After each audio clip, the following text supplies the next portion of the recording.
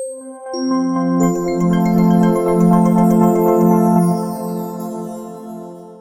accueille maintenant la docteure Lise Carton. Elle est psychiatre et addictologue, maître de conférence à l'Université de Lille et praticienne hospitalière au CHU de Lille. Bonjour à tous. Est-ce que vous m'entendez, clairement comme ça? Parfait. Tout d'abord merci, à Inmind pour cette invitation. Je suis, très contente d'être là, même si je suis, arrivée à 3 heures du matin, cette nuit en lien avec des problèmes de transport en commun. Donc je vais essayer d'être la plus claire possible, mais je demande peut-être un petit peu de souplesse si jamais à un moment donné voilà, je dois me reprendre. Alors, ma diapo de gain d'intérêt, donc pas de conflit, d'intérêt directement en lien avec, ce travail. Alors pourquoi on va s'intéresser ici aux troubles, associés, à la comorbidité TDAH-TSA? Eh bien, ça a été déjà introduit un peu ce matin, parce que la comorbidité, est la règle plutôt que l'exception. Donc TDAH, TSA et aussi une association avec d'autres troubles. Pourquoi c'est important? Eh bien, parce que les symptômes des différents troubles peuvent se chevaucher et compliquer le diagnostic, d'où l'importance de bien préciser, les troubles qui peuvent être associés, leurs caractéristiques cliniques pour pas tomber dans l'écueil de surdiagnostic. Je trouvais que la présentation avant de déjeuner était assez, glaçante sur l'ensemble des diagnostics qui avaient pu être, posés et l'impact, fonctionnel que ça avait pu avoir, pour, la personne concernée. Donc j'insisterai bien sur, l'intérêt d'une démarche, clinique rigoureuse pour, pas, porter, des diagnostics à la volée, avec les critères qu'on connaît. Mais aussi parce que, quand on identifie, des troubles associés, donc en termes de comorbidité, eh bien ces troubles vont influencer le pronostic et la prise en charge des patients qui présentent déjà un TDAH associé à un trouble du spectre autistique. Alors je commencerai par, m'appuyer sur 2 situations cliniques que j'ai, rencontrées dans le cadre de la consultation.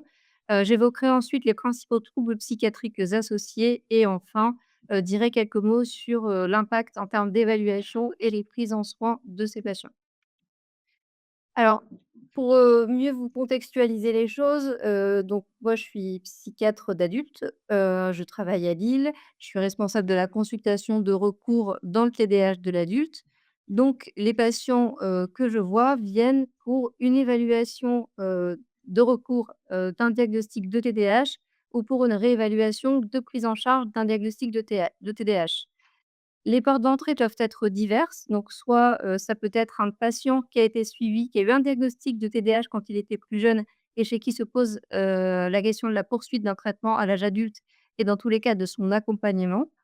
Ça peut être, pas vraiment l'inverse, mais le parent qui a eu un enfant diagnostiqué avec un TDAH et qui se dit: «Bah, quand même, je me reconnais pas mal dans les symptômes qu'il a pu présenter» et qui se pose la question lui-même d'un TDAH.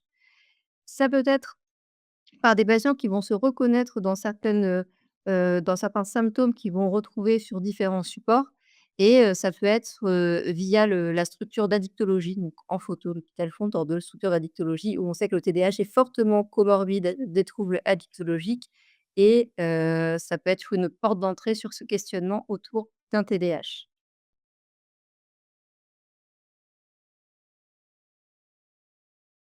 Alors, hem, je vais maintenant évoquer à partir de ces cas, les troubles associés à la comorbidité. Alors, une des difficultés dans la préparation de cette intervention, ça a été de trouver des données de la littérature. Parce que, alors OK, il y a des données qui existent sur les comorbidités du TDAH, il y a des données qui existent sur les comorbidités du trouble du spectre de l'autisme. Par contre, des articles qui traitent spécifiquement des comorbidités du trouble TDAH-TSA et qui comparent, des patients, par exemple TDAH avec des patients, qui présentent TDAH-TSA ou qui comparent des patients, avec un TSA seul versus des patients avec un TDAH-TSA, là, j'en ai trouvé très peu et ça, d'autant plus que je me suis intéressée plus particulièrement à l'adulte, donc avec cette double difficulté, bah, il y a encore des études quand même à développer, sur ce point-là. Mais, j'ai retenu, ces troubles-là, hem, parce que c'était les troubles les plus, fréquemment, rapportés par ceux qui se croisaient le plus entre les 2 troubles TDAH et TSA. Donc je révoquerai d'abord les troubles spécifiques des apprentissages, les troubles du développement de la coordination, les troubles anxieux, les troubles de l'humeur, les addictions et troubles alimentaires et les troubles du sommeil. Quelques rappels, alors là, cette approche, elle va être un petit peu plus, catégorielle, ça peut être critiquable et c'est vraiment pour donner des repères cliniques sur les différents troubles, pour pouvoir améliorer, les capacités de diagnostic différentiel et comorbidité. Bien sûr, apprendre avec du recul et à considérer sur un aspect, également dimensionnel. Donc, quand on parle de troubles spécifiques des apprentissages, on parle de difficultés à apprendre et à utiliser des compétences scolaires ou universitaires, avec des compétences qui sont inférieures à celles escomptées pour des sujets du même âge. Il y a 3 types de troubles spécifiques des apprentissages, donc ceux avec déficit de la lecture, déficit de l'expression écrite ou déficit du calcul ou encore dyslexie, dysorthographie, dyscalculie. Alors, ces troubles sont présents dès l'enfance et ça enclenche souvent un suivi, qui est pluridisciplinaire, ergo, psychomote, orthophoniste, suivi spécialisé. Mais le problème, c'est que ça persiste à l'âge adulte et moi, quand je revois ces patients qui ont eu tout ce suivi, en fait, à 18 ans, 19 ans, tout s'est arrêté. Et donc il y a plus cet accompagnement qui a été mis en place pendant plusieurs années et donc ça pose souci parce que ces troubles vont, encore une fois impacter, le retentissement fonctionnel, des symptômes de TSA et TDAH. Donc ces troubles spécifiques des apprentissages chez l'adulte, vont être à l'origine d'un évitement des activités qui repèrent les compétences scolaires et qui requièrent ces compétences scolaires, heu, qui ont mis le patient en échec, tout au long de son enfance et ça peut interférer aussi avec les activités quotidiennes professionnelles. Hem, ces troubles sont associ donc quand on prend comorbidité du TDAH très associée aux troubles des apprentissages, comorbidité de TSA très associée aux troubles des apprentissages et sur le peu d'études que j'ai retrouvées, effectivement, c'est aussi associé à la comorbidité TDAH et TSA.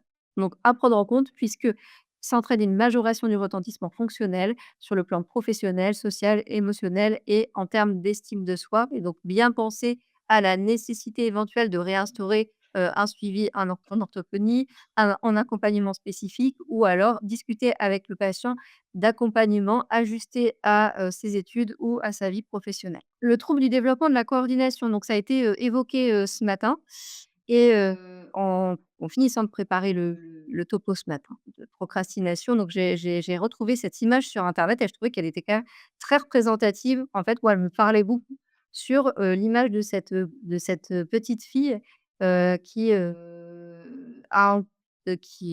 a été mise dans une discipline qui répond un peu au stéréotype de genre, à faire de la danse classique, mais qui se retrouve un peu isolée et en difficulté sur une activité physique qui demande de la coordination.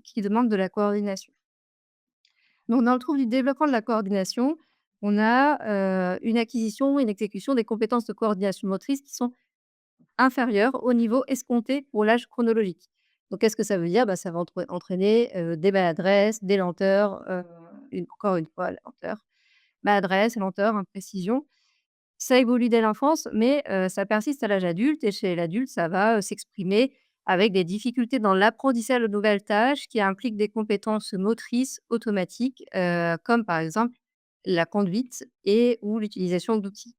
Donc, je vous avais mis, la photo, de Noël de la conduite automobile, pour les patients, la conduite automobile pour les patients qui ont déjà un TDAH, difficulté, attentionnelle et qui ont en plus un trouble de développement de la coordination, ça peut, s'apparenter à un parcours qui est particulièrement chaotique, heu, avec, en plus l'expérience, un peu d'adversité et de confrontation aux moniteurs d'auto-école. On parlait tout à l'heure des instits, je trouve que les moniteurs d'auto-école en termes de bienveillance on n'est pas toujours là, enfin, j'ai une expérience de 80 heures de conduite un peu douloureuse, donc je peut-être que c'est mon propre ressenti, mais voilà. En tout cas, la conduite chez ces jeunes adultes, c'est un enjeu qui est assez important et on travaille, avec, à côté de l'hôpital, il y a une plateforme aussi qui, évalue si besoin dans des situations, de pathologies comorbides les capacités à la conduite automobile?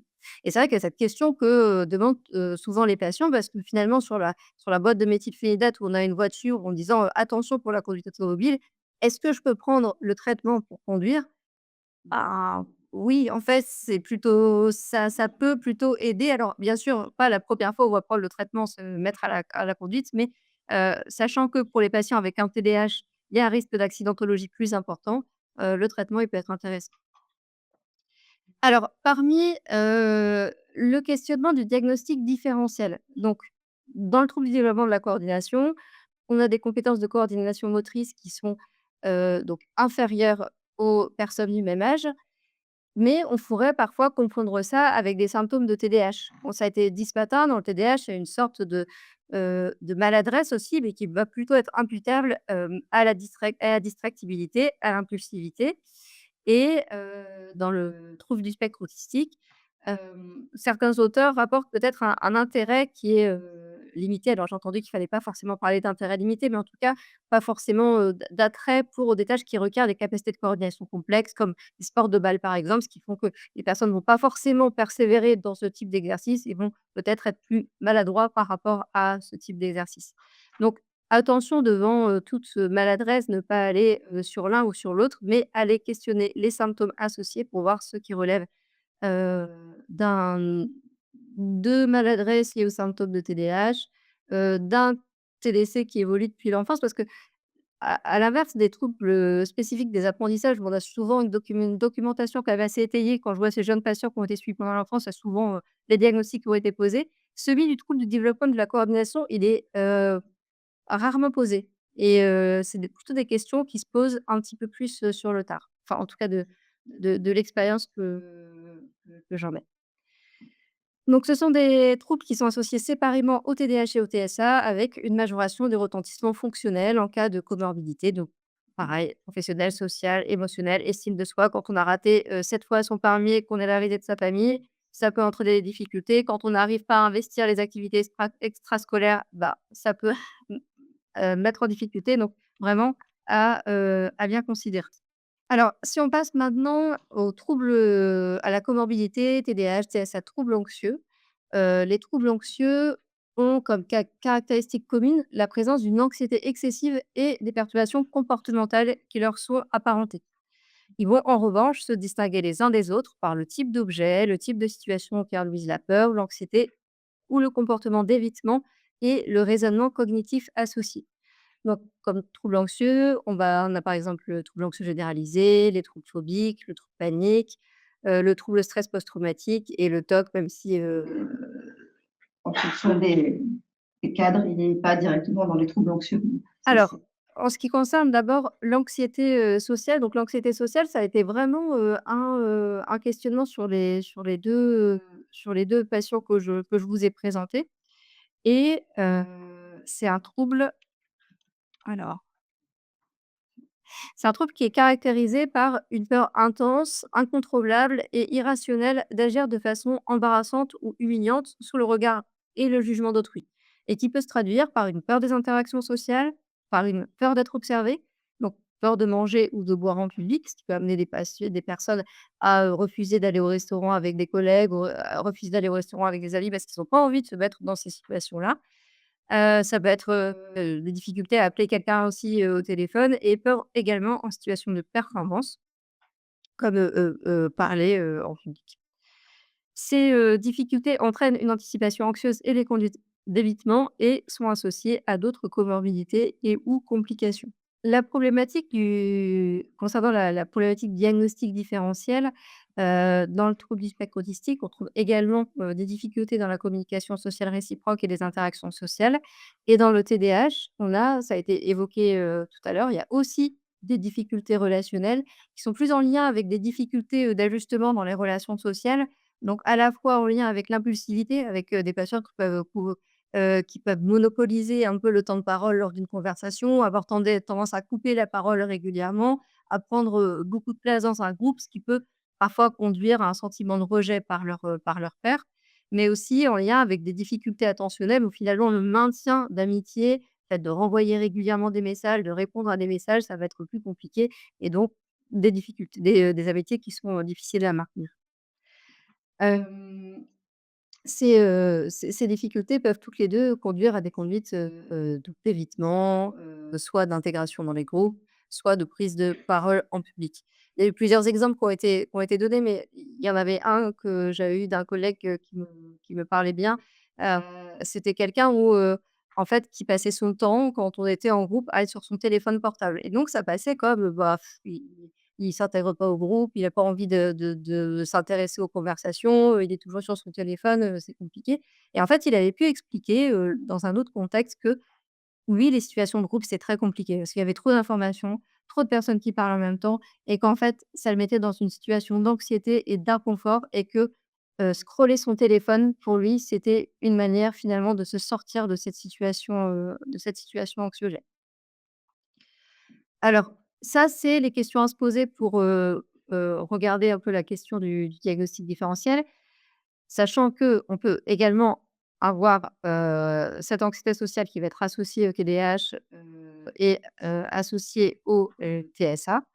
Dans une des rares études que j'ai retrouvées, donc une étude préliminaire qui comparait, les patients, adultes TDAH, TSA versus TDAH seul, on avait une anxiété sociale plus marquée, chez ces patients de manière, statistiquement significative, avec un retentissement de la comorbidité, sur, l'aggravation des difficultés dans les relations sociales, dans la dysrégulation émotionnelle, les difficultés scolaires et professionnelles et l'estime de soi. Concernant le trouble anxieux généralisé, heu, pour rappel, le trouble anxieux généralisé, là où l'anxiété, sociale, elle va être limitée à l'exposition en situation sociale, dans l'anxiété généralisée, on va avoir une anxiété excessive et persistante pendant au moins 6 mois. C'est-à-dire, c'est là où c'est important, c'est-à-dire on peut tout le monde peut présenter des moments d'anxiété à certains événements de vie. Faut aller poser des diagnostics d'anxiété généralisée à tout va si jamais, ça va être très ponctuel et réactionnel. Avec des inquiétudes à propos de domaines variés, donc au moins 2 domaines. Des inquiétudes qui sont difficiles à contrôler et qui vont être associées à des symptômes physiques tels que l'agitation, la fatigabilité, les difficultés de concentration, les troubles du sommeil et de l'appétit. Et donc, bah, là, vous voyez que dans les symptômes du trouble anxieux généralisé, on trouve aussi des symptômes qui se recoupent avec ceux du TDAH et du TSA et notamment, l'agitation, la fatigabilité et les difficultés de concentration. Et donc, quand on a ces symptômes aspécifiques qui sont présents chez quelqu'un, donc l'idée, c'est d'avoir une démarche assez systématique pour aller rechercher les critères les symptômes les autres symptômes des troubles pour pouvoir mieux s'orienter. Donc au-delà du diagnostic différentiel, bah, le trouble anxieux, est fréquemment associé donc au TDAH et au TSA seul dans la littérature et donc dans l'étude préliminaire dont je vous parlais avant, il n'y avait pas de différence statistiquement significative entre le groupe qui présentait un TDAH associé à un TSA versus un TDAH seul, mais encore une fois sur un échantillon qui n'était pas très grand. Concernant le retentissement de la comorbidité, bah, ça va exacerber les aspects de dysrégulation cognitive et émotionnelle, une aggravation de la fatigue cognitive, une suradaptation, un isolement, un conflit, des difficultés scolaires et professionnelles, le tout qui peut conduire à un épuisement. Concernant, le trouble, obsessionnel compulsif, donc pour rappel, le trouble obsessionnel compulsif, c'est un trouble qui va être caractérisé par la présence d'obsessions, c'est-à-dire des pensées, des images, des pulsions qui peuvent être ressenties comme intrusives et inopportunes et ou des compulsions, qui sont des comportements répétitifs ou actes mentaux que le sujet se sent poussé à accomplir en réponse à une obsession ou selon certaines règles. Alors, ces symptômes sont à l'origine d'une perte de temps considérable et d'une détresse, cliniquement, significative. On peut, chez les patients, avec un TDAH ou avec un TSA, se poser la question du diagnostic différentiel. On en a parlé ce matin, hein, sur l'aspect de rigidité et de routine. Le patient TDAH, le jeune qui a été en retard toute sa vie, qui a eu des remarques toute sa vie parce qu'il était en retard, pas organisé et cetera, il a pu développer au cours du temps, bah, des routines, très régulières pour, pouvoir, justement des mesures compensatoires pour surseoir à ces difficultés et donc avoir des rituels assez immuables et au niveau des obsessions, dans le TDAH, on sait qu'on a des, hem, heu, tout à l'heure, il était évoqué le chimpanzé qui saute de branche en branche, mais on a effectivement ces pensées, rapides, multiples, où on peut se poser la question d'un différentiel avec des obsessions. Mais dans les obsessions du TOC, ça va être des obsessions qui sont centrées sur des thématiques particulières et qui sont pas, avec un ressenti qui est plutôt négatif. Dans le TSA, on a également, la notion de comportement répétitif et des stéréotypés, une certaine immuabilité, mais à différencier les autres caractéristiques, du TOC. Concernant l'association TDAH, TSA et TOC, dans la littérature, elle apparaissait associée, mais peut-être dans une moindre mesure que, l'association, aux troubles anxieux généralisés et à l'anxiété sociale. Dans tous les cas, quand il y a les 3, ça va entraîner, un retentissement à la fois cognitif, donc une surcharge mentale chronique, des fonctions exécutives qui vont être sursollicitées, donc à la fois du fait des symptômes de TOC, mais aussi des symptômes de TDAH et de TSA, une fatigue cognitive, séquelaire et sur le plan émotionnel, une anxiété généralisée, une augmentation de sentiment de culpabilité et sur le plan comportemental, un hypercontrôle et des hébétines. La dépression a été évoquée, aussi, tout à l'heure. Ça, vous connaissez, c'est plus facilement connu, donc c'est vraiment une tristesse pathologique de l'humeur et ou une perte d'intérêt ou de plaisir pour les choses qui nous plaisent habituellement. Donc c'est pas une tristesse passagère suite à un événement comme tout le monde peut l'expérimenter au cours de sa vie, mais c'est vraiment une tristesse marquée qui évolue depuis plus de 15 jours et qui va être associée à certains critères qui sont très spécifiques et qui peuvent se retrouver dans d'autres troubles psychiatriques. Donc comme la perte ou le gain de poids, l'insomnie, l'hypersomnie, l'agitation ou ralentissement psychomoteur, la fatigue, sentiment de dévalorisation ou de culpabilité excessive, les difficultés de concentration et les idées suicidaires. Hem Donc, on retrouve certains de ces symptômes, notamment la distractibilité et un seuil plus bas de tolérance dans le TDAH. Dans le trouble du spectre autistique, on va également retrouver des symptômes qui pourraient être évocateurs d'un trouble dépressif caractérisé. Le tout, encore une fois, étant de bien rechercher les autres symptômes associés. Dans tous les cas, TDAH, TSA sont fréquemment associés de manière isolée et conjointe au trouble dépressif caractérisé.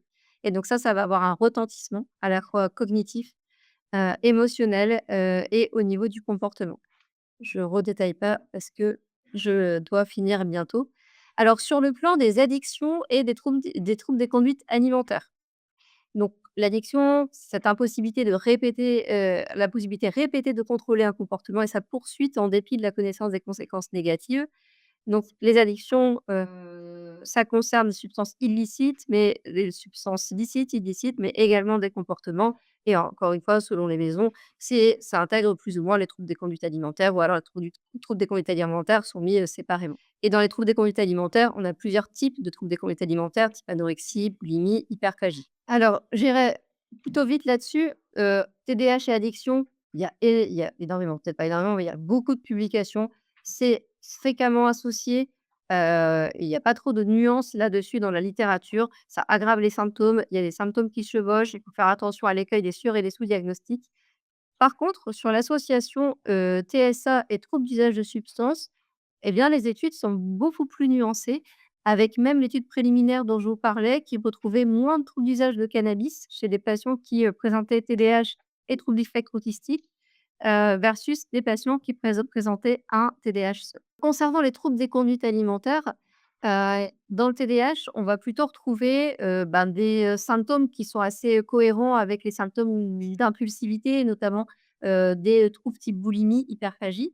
Dans le TSA, on peut retrouver à la fois donc la boulimie, l'hyperphagie, mais aussi, des présentations, d'anorexie et aussi des conduites de restriction ou d'évitement, des préférences alimentaires extrêmes et sélectives qui peuvent persister au cours du temps. TDAH, TSA et troubles du sommeil sont également fréquemment associés. Ça va être des difficultés d'endormissement, des anomalies du rythme veille-sommeil et encore d'autres pathologies. De toute façon, le sommeil, fait partie des points essentiels à évaluer puisqu'il va avoir un impact sur, les symptômes à la fois, émotionnels et à la fois sur les symptômes d'attention. En pratique les comorbidités fréquentes de la comorbidité TDAH, TSA, soulignent la nécessité, d'une d'une évaluation clinique rigoureuse avec une anamnèse neurodéveloppementale détaillée. Hem, une histoire de la maladie avec la chronologie de survenue des différents symptômes, une chronologie qui doit être dynamique et une évaluation, clinique exhaustive, qui peut se faire à partir d'outils, validés. Bon, ont été évoqués ce matin les limites des outils, donc ça, oui, donc outils combinés à une approche, clinique. Une approche qui doit être adaptée aussi aux particularités des patients avec un TDAH et un TSA pour, poser les bonnes questions et qu'elles soient compréhensibles et avec, si besoin, un bilan multidisciplinaire et heu, des avis, collégiaux et ça souligne également l'importance d'une prise en soins intégrée, mais ça a été évoqué, un petit peu plus tôt. Voilà, je vais un peu plus vite pour la suite. Merci pour la fin. Merci pour, votre attention. Merci pour votre présentation. J'ai des questions concernant la pathologie, Oui. notamment à l'alcool, qui est le premier article, ça, comme vous savez. Est-ce que c'est une bonne séquence à l'emploi du TDAH ou du PSA ou des deux, ou est-ce que ça peut être totalement dissocié? Est-ce que, donc par rapport au TDAH en tout cas, il y a des données de la littérature qui sont assez robustes, qui montrent une association entre, TDAH et troubles d'usage de substances, dont troubles d'usage d'alcool. Donc la fonction du produit, elle peut se poser. La question de la fonction du produit peut se poser. Parfois les patients décrivent un usage d'alcool pour pouvoir, soit, poser un peu les pensées. Quand on a les pensées qui vont, à 20 000 dans la tête, il y a certains patients qui disent, bah, le soir, ils ont besoin de prendre ce produit pour se poser. Il y a d'autres patients, qui rapportaient un besoin de prendre de l'alcool pour, un peu se désinhiber et pouvoir, être moteur dans, certaines actions. J'ai moins de données, sur, l'aspect, TSA et trouble d'usage d'alcool par contre. Mais c'est pas l'alcool ne va pas donner par contre un trouble neurodéveloppemental. Par contre, une dépendance à l'alcool à l'âge adulte peut venir mimer des symptômes qui pourraient faire évoquer un TDAH, mais où il faut faire attention et justement pas être dans le surdiagnostic. Est-ce qu'elle concerne la prévalence particulièrement avec les troubles spécifiques des apprentissages et avec le TDC? Est-ce que vous avez quelques chiffres là-dessus? Alors la prévalence de quoi exactement? Alors, du TSA avec ces troubles et du TSA TDAH avec des troubles spécifiques des apprentissages et avec le TDC. Alors j'ai plus en tête alors, j'ai pas trouvé de chiffres. En tout cas, c'était sûr, j'ai pas trouvé de chiffres sur la comorbidité et les troubles spécifiques des apprentissages. Il y a des chiffres qui existent de prévalence sur TDAH et troubles spécifiques des apprentissages. Je ne les ai plus en tête, mais ils étaient importants. Donc là, je Mélange des deux. sur mes Mélange TDAH, TSA et et comorbidité. bah, non, en fait, il y a vraiment moi, j'ai retrouvé une étude préliminaire, mais qui est conduite chez 105 patients, pour, évaluer si, TDAH, TSA sont plus auto-associés à des troubles versus TDAH seul. Ça suffit pas à donner un chiffre de prévalence, robuste sur le long terme et j'ai peu trouvé d'autres données parce que ce domaine de la comorbidité est, encore insuffisamment exploré, je pense.